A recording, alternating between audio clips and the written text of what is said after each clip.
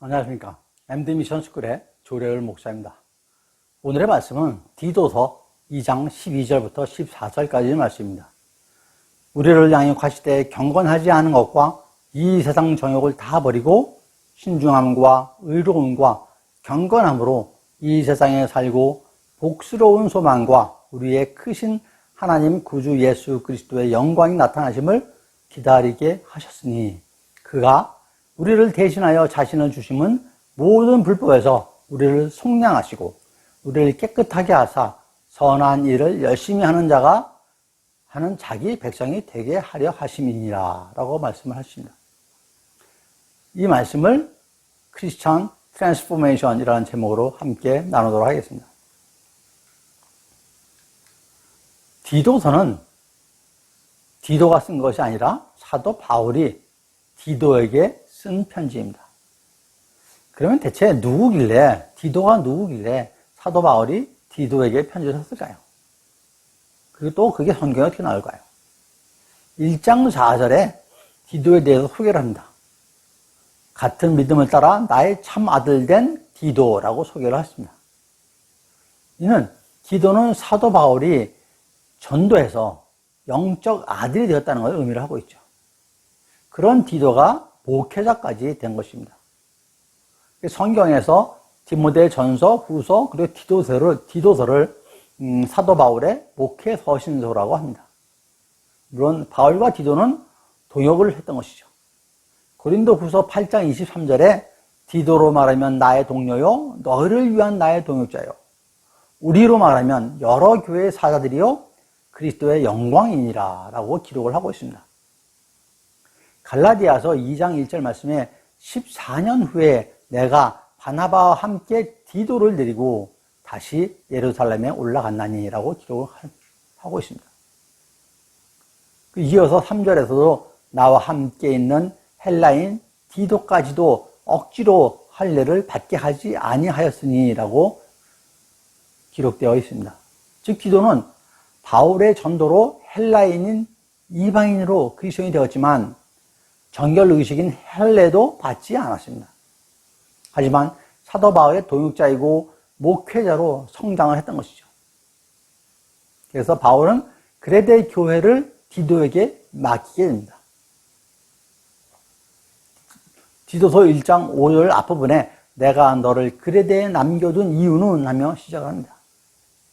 아울러 목회자로서의 디도를 고린도후서 8장 16절과 24절에 소개를 하고 있습니다. 그 중에서 17절과 18절만 제가 읽어보겠습니다. 그가 권함을 받고 더욱 간절함으로 자원하여 너희에게 나아갔고 또 그와 함께 그 형제를 보내었으니 이 사람은 복음으로써 모든 교회에서 칭찬을 받는 자요 라고 기록을 하고 있습니다. 디도에 대한 소개와 칭찬이 이어지는 것이죠.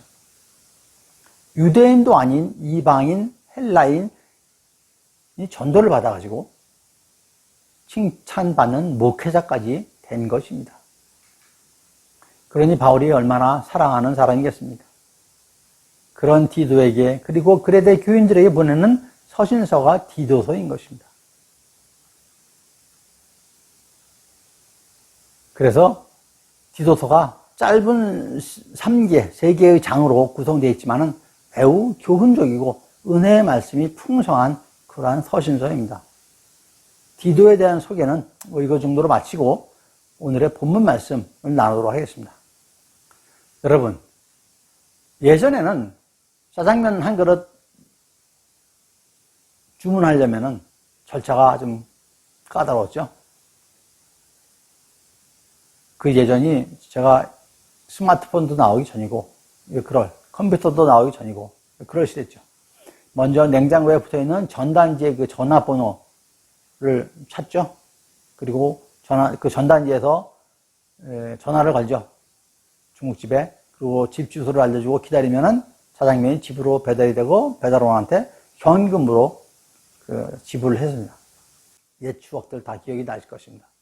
지금 MZ 세대들은 어떻게 합니까? 한강공원에서 놀다가 심심해서 치맥 먹고 싶으면은 스마트폰 모든 게 다 가능해집니다. 현찰이 없어도 스마트폰으로 해결이 됩니다. 스마트폰에 있는 어플을 통해서 음식을 주문하고 현금이나 카드가 아닌 스마트폰으로 결제를 해서 한강공원 어디에 있든지 간에 배달을 받을 수가 있습니다. 세대 차이가 느껴지는 내용이죠. 아날로그 시대에서 그런 디지털 시대로 완전히 바뀐 것이죠. 요사이 햄버거 가게 같은데 그런 웬만한 그런 데 가면은 다 키오스크로 주문을 할 겁니다. 비대면 시대에 더 많아졌습니다. 키오스크 주문이. 얼마 전에 음식점에 갔는데, 우리나라 음식점입니다. 그 오창에 갔었는데요. 종업원이 주문을 받으러 오질 않습니다. 각 테이블에 그 조그만 키오스크가 있어가지고 그 테이블에서 키오스크로 직접 주문을 합니다. 그 테이블에 컵도 있고 물통도 있고 수저도 다 있으니까 그냥 음식 주문해가지고 키오스크로 주문해서 음식 나오기만 기다리면 됩니다. 근데 조금 있다가 음식을 운반하는 그 로봇가 주문한 음식을 싣고 오는 거예요. 그 음식 테이블에 옮겨가지고 먹으면 됩니다. 외국 음식점이 아니고 우리나라 음식점. 그리고 그것도 저 오창에서 먹었던 것입니다. 세상이 많이 변했죠. 이렇게 사람이 직접 하던 것들을 아날로그적으로 하던 것들을 이제는 전자기기를 이용해서 디지털로 하는 세상이 된 것입니다. 이러한 현상을 디지털 트랜스포메이션, 디지털 전환이라고 합니다. 쉽게 말하면 디지털 변신이라고도 할 수 있죠. 아이들이 갖고 노는 장난감 중에 변신 로봇 장난감이 유행을 많이 했었죠. 이렇게 아날로그에서 디지털로 바뀌듯이 우리도 세상적인 인간의 형상에서 하나님의 형상으로 바뀌는 것이 크리스천 트랜스포메이션입니다. 오늘의 본문에서 우리가 세상적 인간으로 살았던 모습은 어땠다고요? 경건하지 않았고 세상적인 정욕으로 살았다고 합니다. 그리고 하나님 형상으로 사는 것은 신중함, 의로움, 경건함으로 사는 거라고 말했습니다. 트랜스포 한 다음에 경건함, 신중함, 의로움으로 사는 것이라고 말씀하십니다. 이 말씀은 우리의 중생, 우리가 다시 태어나기 전에는 경건하지 않았는데 다시 태어난 후로는 신중함, 의로움, 경건함으로 살아야 한다는 말씀이기도 합니다. 요한복음 3장 3절 말씀에 예수께서 대답하여 이르시되 진실로 진실로 내게 이르노니 사람이 거듭나지 아니하면 하나님의 나라를 볼 수 없느니라 라는 말씀이 있죠. 이어 5절에서도 예수께서 대답하시되 진실로 진실로 내게 이르노니 사람이 물과 성령으로 나지 아니하면 하나님의 나라에 들어갈 수 없느니라 라는 말씀이 있습니다. 여기서 거듭남이라는 말은 다시 태어난다라는 말이죠. 어떤 것이 먼저 죽었었음을 전제를 하고 있죠. 죽어야 다시 태어나죠. 그렇다면 무엇이 먼저 죽었기에 다시 태어나야 한다는 말일까요? 예전에 어떤 모습이었나요? 바울은 에베소서 2장 1절에서 그는 허물과 죄로 죽었던 너희를 살리셨도다 하셨습니다. 즉 우리가 허물과 죄로 죽었었다는 것이죠. 그런데 하나님이 우리를 그리스도 안에서 살리셨다고 하는 것입니다. 이는 우리의 영혼이 죽었었는데 그 영혼이 그리스도 안에서 다시 태어났다라는 걸 의미를 하는 것이죠. 또한 죄로 인하여 우리 영혼이 생명력이 사라지게 되었는데 죄로 인하여 하나님과 우리의 영적 관계가 끊어졌는데 그런 걸 의미하는 것이죠. 경건하지 않았고 세상적 정형으로 살아온 죄로 인해서 우리는 주님께서 주신 그 생명력을 잃은 것입니다. 하나님의 거룩한 성품을 담지 않은, 하나님을 두려워하지 않고 하나님께 예배드리지 않는 그러한 삶을 살았던 것이죠. 우리가 거듭나기 전에는 이렇게 살았다고 말씀을 하신 것입니다. 경건하지 못했던 삶인 것이죠. 더하여 세상적 정욕을 탐하면서 살아왔습니다.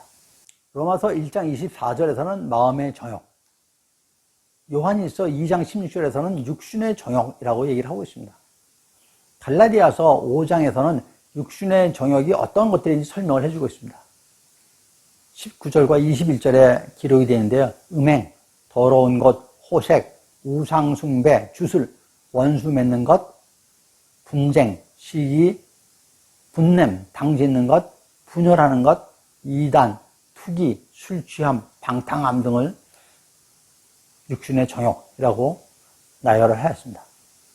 디도서 3장 3절에서는 이에 대해서 설명하기를 우리가 전에는 하면서 어리석은 자, 순종하지 아니한 자, 속은 자, 여러 가지 정욕과 행락의 종노릇한 자, 악독과 투기를 일삼은 자, 가증스러운 자, 피차, 미워한 자라고 별거를 하고 있습니다. 또한 요한일서 2장 16절에서는 육신의 정욕뿐만 아니라 안목의 정욕, 이생의 자랑이 세상으로부터 온 것이라고 합니다. 안목의 정욕이 뭘까요? 안목은 사물을 분별하거나 가치를 판단할 수 있는 식견 내지는 그러한 능력을 얘기합니다. 안목. 아름다운 것을 추구하는 것은 자연적이고 자연스러운 것이죠. 하나님께서도 천지를 창조하시고 뭐라고 그러십니까? 보기에 좋았더라라고 하셨죠. 그러나 아름다움이 쾌락을 목적으로 하고 영혼의 주인이 되고 호기심의 발로가 되면 죄악이 되는 것입니다. 안목의 정욕은 단어 뜻 그대로 그러한 눈을 통해서 생기는 능력이 잘못된 욕망을 얘기를 하는 것이죠.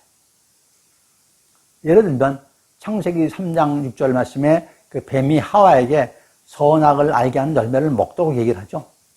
그때 뱀이 하는 얘기가 먹음직도 하고 보암직도 하고 지혜롭게 할 만큼 탐스럽기도 한 나무라고 합니다. 보암직이 무엇일까요? 영어 성경에서는 pleasing to the eye라고 해서 눈을 즐겁게 하는 것으로 번역을 해놨습니다. 여러분, 이 세상에 눈을 즐겁게 하는 볼거리들이 얼마나 많이 있습니까? 호기심을 불러일으키는 일들이 얼마나 많이 있습니까? 이것이 안목의 정욕인 것입니다. 안목의 정욕은 눈으로 보이는 것뿐만 아니라 새로운 경험을 얻으려는 호기심도 포함이 되어 있습니다. 다른 사람들의 사생활이 궁금해지고 내가 모르는, 내가 경험하지 못한 세상이 궁금한 호기심, 이러한 것도 안목의 정욕에 포함이 됩니다. 다음으로 이생의 자랑은 세상적인 것을 자랑하는 것이죠. 사람들이 자신을 두려워하고 사랑해 주기를 좋아하는 욕구, 그런 걸 갖다가 이생의 자랑이라고 할 수 있습니다. 이것은 칭찬의 욕망, 인정의 욕망, 또 허용적인 욕망, 사회적 욕망, 이런 것들을 뜻합니다. 다른 사람을 지배하고자 하는 욕망에서 자신을 높이고 자신을 세우고자 하는 교만이 있는 것이죠. 성 어거스틴은 남에게 칭찬받기를 좋아하는 것보다 진리를 더 좋아하는 자신이 되게 해달라고 기도를 했습니다. 그의 유명한 저서 고백론에서는 이생의 자랑을 교만의 유혹과 칭찬의 유혹으로 설명을 하고 있습니다.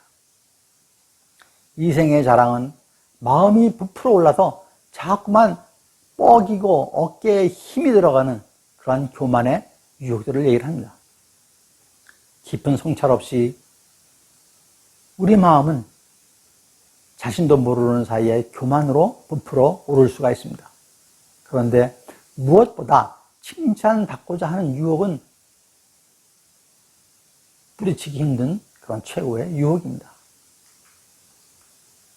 우리는 무엇을 하든지 사람들로부터 인정받고 칭찬받기를 원합니다.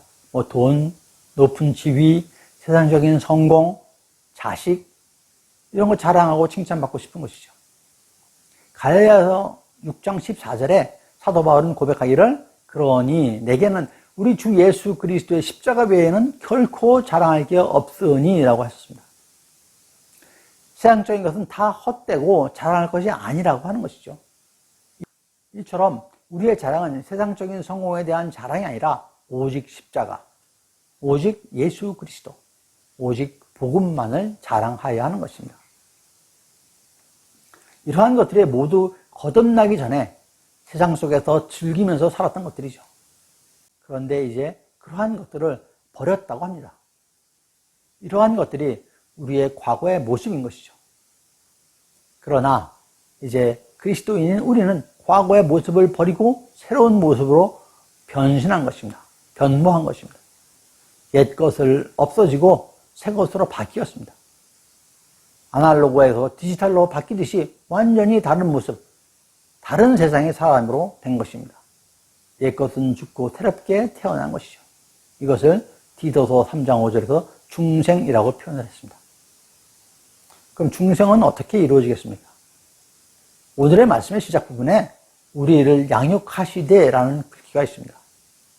이 말씀을 그 앞절인 11절과 연결해서 보면은 모든 사람에게 구원을 주시는 하나님의 은혜가 나타나 우리를 양육하시되라고 말씀하시는 것입니다. 즉 우리가 하나님의 은혜로 구원되고 양육돼서 세상의 옛 삶을 버리고 신중함, 의로움, 경건함의 새로운 모습으로 세상의 삶을 살게 된 것이라고 하는 것이죠. 그리고 3장에서 다시 말씀하십니다. 3장의 4절과 5절에서 우리 구주 하나님의 자비와 사람 사랑하심이 나타날 때에 우리를 구원하시되 우리가 행한 바 의로운 행위로 말미암지 아니하고 오직 그의 긍휼하심을 따라 중생의 씻음과 성령의 새롭게 하심을 하셨나니라고 다시 한번 말씀을 하고 계시죠. 즉 우리의 거듭남, 중생은 나의 노력과 나의 수고로 이루어지는 것이 아니라 오직 하나님의 은혜이고 하나님의 자비와 사랑하심과 긍휼하심이라고 말씀하시는 것입니다. 옛 것에서 새 것으로 변신, 트랜스포메이션은 이렇게 이루어지는 것입니다. 세상적인 사람에서 그리스도인으로 변하는 것, 안 믿는 사람에서 믿는 사람으로 변하는 것, 크리스천 트랜스포메이션은 이렇게 되는 것입니다. 나의 수고와 노력, 공로가 아니라 오직 은혜인 것입니다. 하나님의 자비와 사랑으로 이루어지는 것입니다. 새롭게 태어나는 거듭나는 중생 이후의 모습은 그럼 어떠한가요? 중생 즉 거듭난다는 것은 죄로 인하여 죽었던 우리의 영혼이 다시 살아난다는 뜻이죠. 근데 어떻게 살아나느냐? 어떠한 모습으로 살아나느냐? 그것을 알아보도록 하겠습니다. 죽은 영혼이 부활하는 것은 즉 영적 부활을 얘기합니다. 그러면 영적 부활의 모습은 어떨까요? 오늘 말씀에서 신중함, 의로움, 경건함으로 이 세상에 살고 복스러운 소망과 우리의 크신 하나님 구주 예수 그리스도의 영광이 나타나심을 기다리게 하셨으니라고 했습니다. 말씀에 의하면 먼저 신중함과 의로움과 경건함으로 살게 됩니다. 디도서 1장 8절 말씀에 오직 나그네를 대접하며 선행을 좋아하며 신중하며 의로우며 거룩하고 절제하며 라고 기록되어 있는 게 있습니다. 이는 장로의 그 자질에 대해서 권면하는 내용입니다. 또한 2장 2절에 그 다음에 그 늙은 남자에 대해서도 권면하는데 늙은 남자로는 절제하며 경건하며 신중하며 믿음과 사랑과 인내함에 온전하게 하고 라고 권면을 하는 내용이 있습니다. 그 당시 늙은 남자, 늙은 여자는 60세 이상인 분을 갖다가 지칭을 합니다. 지금이야 한참 일할 때죠. 이런 정도로 성숙하신 분들은 절제, 경건, 신중, 온전하여야 한다는 얘기죠. 오늘은 본문 말씀을 중심으로 몇 가지만 보겠습니다. 신중함이 무엇일까요? 신중함을 개역성경에서는 근신함으로 표현하였습니다. 영어 성경에서는 self-controlled라고 되어 있습니다. 즉, 이 의미는 몸과 마음을 삼가서 조심하며 자기를 반성하며 자제하고 조심할 뿐만 아니라 말과 행동을 주의하고 삼간다는 그런 의미를 갖고 있습니다. 베드로전서 1장 13절에 그러므로 너희 마음의 허리를 동이고 근신하여 예수 그리스도께서 나타나실 때에 너희에게 가져다 주실 은혜를 온전히 바랄지어다 라는 말씀이 있습니다. 근신하는데 마음의 허리를 동이라고 합니다. 허리는 우리를 올바르게 곧게 서게 하죠. 중심을 잡아줍니다. 즉 이 말씀은 중심을 잃지 말라는 것이죠. 마음을 다른 곳에 두지 말라는 것입니다. 오직 하나님만 붙들고 동의 없이 근신하라고 하십니다. 우리가 그리스도인으로서 세상을 살아가면서 세상적인 유혹이 얼마나 많습니까? 그런 것에 동요하지 말고 중심을 잡으라고 바로 서 있으라고 하시는 말씀이죠. 그게 신중함입니다. 두 번째로 의로움에 대해서 알아보겠습니다. 의란 세상에서 얘기하는 윤리 도덕상의 그런 올바른 행실이 아니라 하나님의 의를 말씀을 합니다. 즉 의로우신 하나님께서 당신의 거룩함을 위해서 인간에게 요구하는 의인 것입니다. 하나님이 요구하는 의로 말하는 학자도 있습니다. 하지만 본질상 타락하고 부패한 인간은 하나님의 의를 이룰 수가 없죠. 그래서 인간은 십자가를 지고 대속하셔서 하나님의 의를 이루신 예수로 말미암아 의롭다함을 얻게 되는 것이죠. 이것이 칭의라고 합니다. justification입니다. 오직 은혜로 의롭다함을 받은 우리는 받은 은혜를 베풀어야 합니다. 하나님의 의를 세상에 알려야 되는 것이죠. 로마서 1장 16절에 복음은 모든 믿는 자에게 구원을 주시는 하나님의 능력이라 라고 하셨습니다. 다음에 17절에서 복음에는 하나님의 의가 나타나서 믿음으로 믿음에 이르게 하나니 기록된 바 오직 의인은 믿음으로 말미암아 살리라 함과 같으니라 라고 기록되어 있습니다. 요약하면 믿는 자에게 구원이 있으며 의인은 믿음으로 세워진다라는 것입니다. 항상 죄악 속에 있는 우리들은 그리스도인이지만 스스로 의로울 수가 없습니다.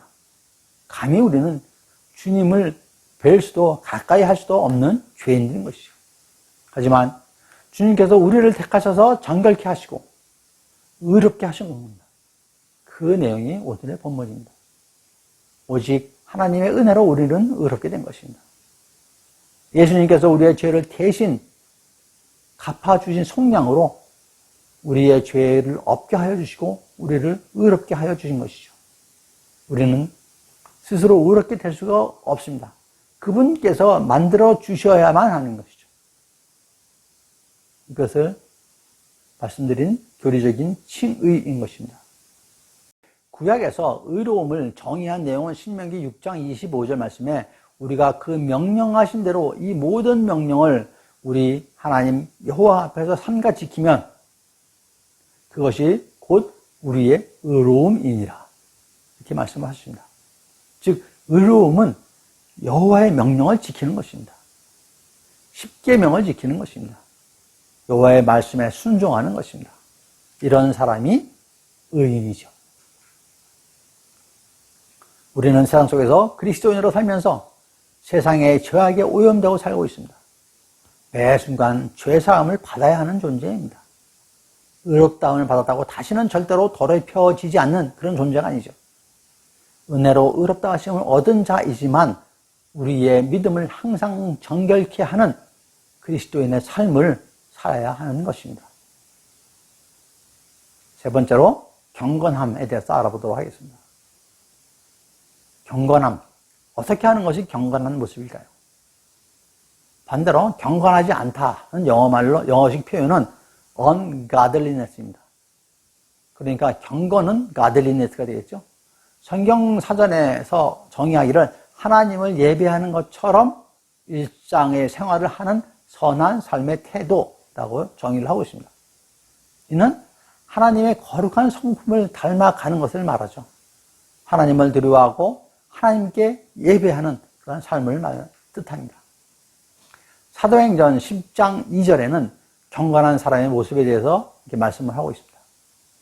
그가 경건하여 온 지방과 더불어 하나님을 경외하며 백성을 많이 구제하고 하나님께 항상 기도하더니 라는 그런 기록이 있습니다.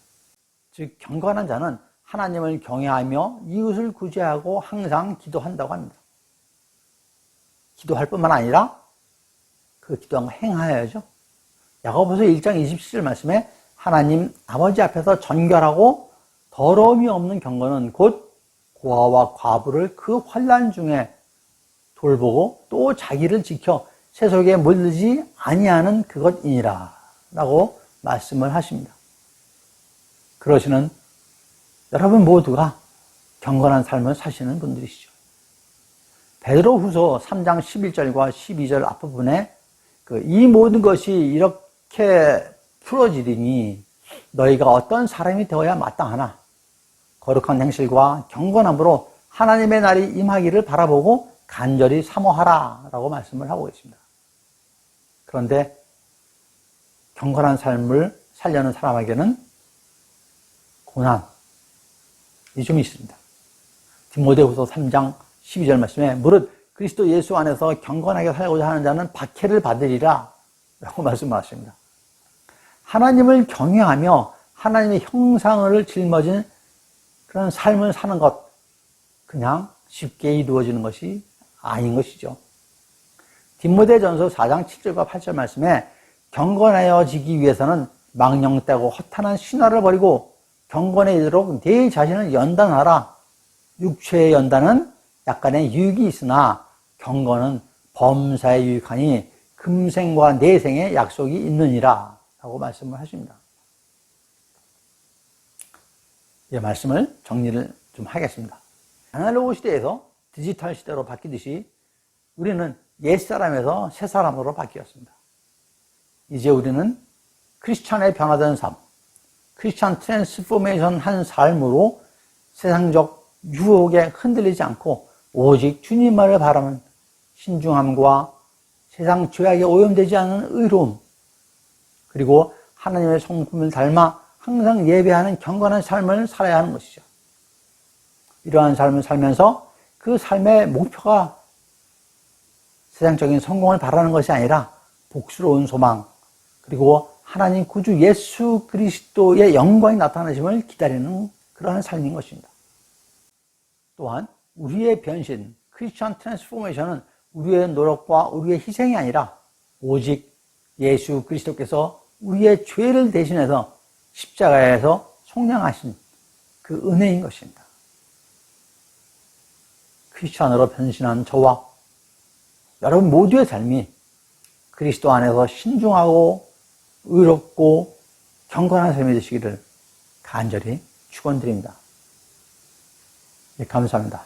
MD 미션 스쿨의 조래열 목사였습니다.